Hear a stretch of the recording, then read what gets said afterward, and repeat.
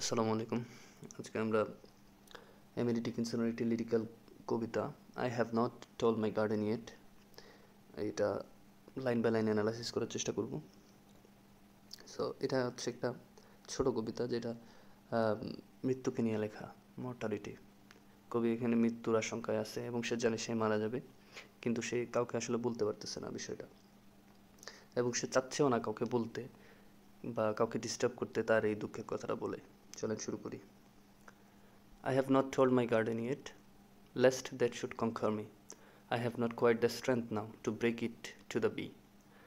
কবি বলতেছে, আমি এখন আমার বাগানকে বলি নাই যে আমি মারা যাব, lest that should conquer me, যদি আবার বাগান আমাকে মায়ায় ফেলে দেয়।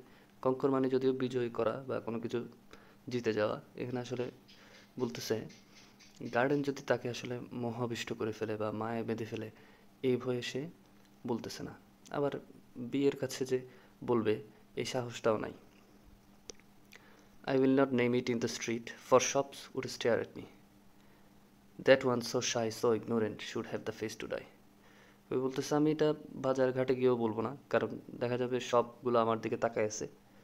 শপকে আর তাকায় থাকতে পারে, এটা হয়তো মানুষজনের কথা বলতেছে, শপের যারা শপকিপার বা বায়ার তাদের কথা বলতেছে, তারা তার দিকে তাকায় থাকবে কেন?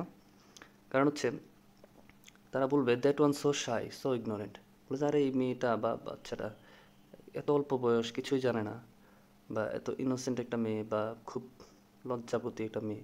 যাই হোক, এখানে বোঝা যাচ্ছে সে ইনএক্সপিরিয়েন্সড, লাইফে তার খুব একটা এক্সপিরিয়েন্স নেই, তার কেন তো তাড়াতাড়ি অকাল মৃত্যু হতে যাবে।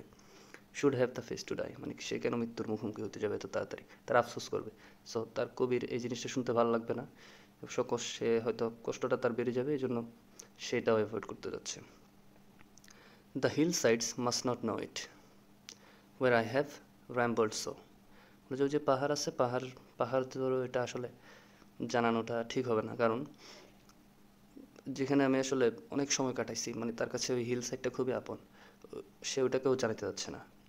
Not tell the loving forest, তার ভালোবাসার যে আসলে গহীন জঙ্গল আছে বা সে যেখানে যাইতে পছন্দ করতো, ওই জঙ্গলটাকেও সে বলবে না।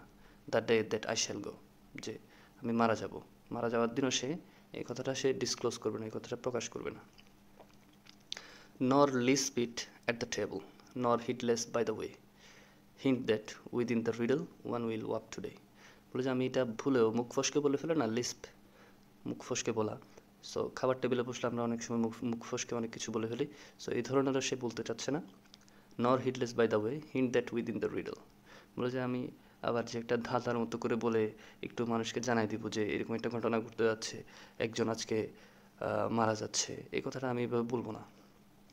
সো কবি আসলে এখানে কী বোঝাতে যাচ্ছে, এখানে আমরা যেটা বুঝতে পারি, আসলে কবিতা তো একটা সাবজেক্টিভ বিষয়, যে যেভাবে ব্যাখ্যা করতে পারে।